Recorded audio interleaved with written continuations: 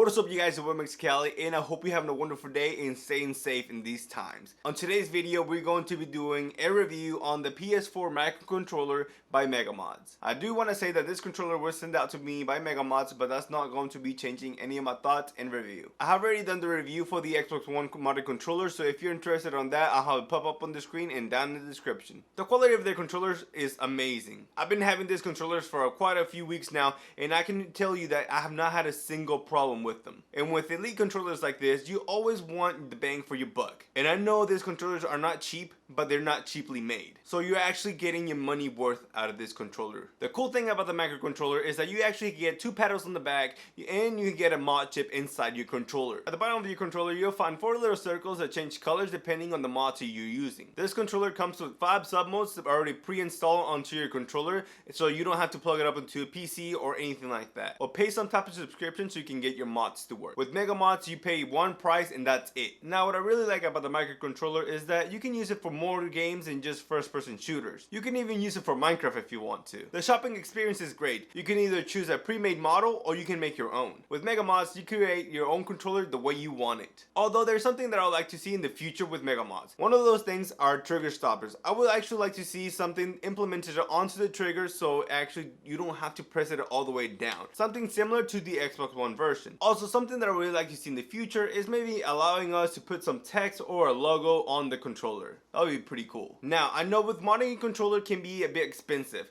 but you have to break it down to see what you actually get within the price. Whenever you buy a Macro controller with MegaModz, you actually get a brand new controller and a mod chip inside your controller that is ready to use. You get 2 remappable buttons on the back that you can remap any button to besides the options, share, and touchpad, and a lot of different modifications you can do to your controller. Now, everything that I'll be explaining in this video is well written in the operational guide and on their website as well. So with that said, let's get straight into the mods. Now, once we turn the controller, there'll be the 2 remappable paddles on the back and then the mod button. That will be the little red button on the side. There's 5 different sub modes that you can change from. The first one is just a simple remap. You can remap any button to the back as long as it's not the options, share, or touchpad. The second one is a turbo function. Pretty much is rapid action on any button. Also can be known as rapid fire. Sub mode number 3 is pretty much a double tap. Sub mode number 4 is a triple tap. And sub mode number 5 is a continuous press. Now, to activate any of the sub modes, all you have to do is hold the mod button on the back and choose whichever paddle you want.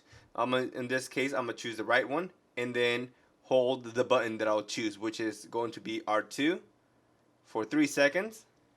It'll flash green, and now R2 is red and I have R2 enabled. Now, every time I press the right paddle, it will shoot.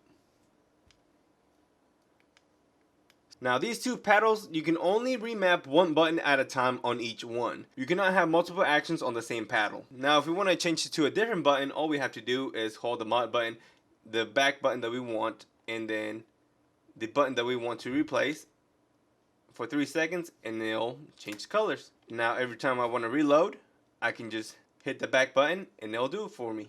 Now, from sub mode number 2 to 5, you can adjust the timing on it, so the sky is the limit on this one. To change the sub mode, all you have to do is press the mod button on the back and then the paddle you choose to,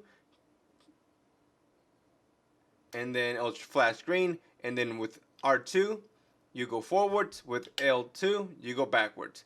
So we're gonna go to sub mode number 2, and then to confirm, hit the mod button. Now, if you press R2, it's just one shot.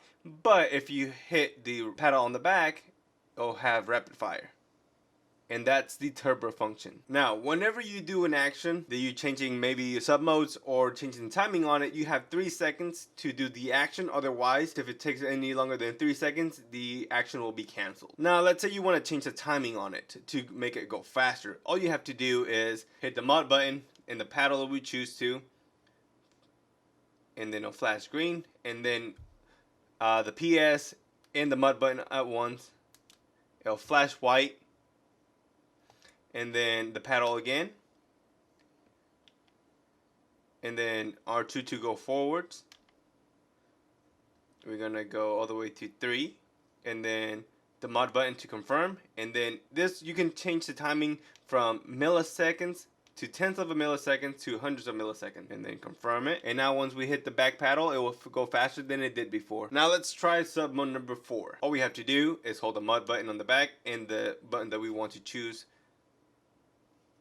on the back, and then we're going R2 to go forwards.